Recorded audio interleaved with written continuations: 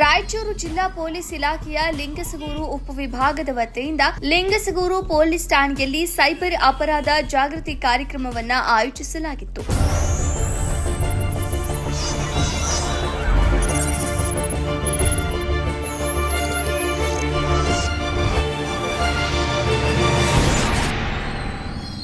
ಈ ಕಾರ್ಯಕ್ರಮದಲ್ಲಿ ನಾಗರಿಕರಿಗೆ ಇತ್ತೀಚಿನ ಕಾಲದಲ್ಲಿ ಹೆಚ್ಚುತ್ತಿರುವ ಆನ್ಲೈನ್ ಮೋಸ, ಬ್ಯಾಂಕ್ ಒಟಿಪಿ ವಂಚನೆ, ಫೇಕ್ ಲಿಂಕ್ಗಳು, ಸಾಮಾಜಿಕ ಮಾಧ್ಯಮದ ಮೂಲಕ ನಡೆಯುವ ಮೋಸ ಪ್ರಕರಣಗಳ ಕುರಿತು ಮಾಹಿತಿ ನೀಡಲಾಯಿತು. ನಾಗರಿಕರು ಅಜ್ಞಾತ ಲಿಂಕ್ಗಳಿಗೆ ಕ್ಲಿಕ್ ಮಾಡಬಾರದು, ಖಾಸಗಿ ಮಾಹಿತಿಯನ್ನ ಯಾರಿಗೂ ಹಂಚಿಕೊಳ್ಳಬಾರದು ಎಂದು ಪೊಲೀಸರು ಎಚ್ಚರಿಕೆ ನೀಡಿದರು.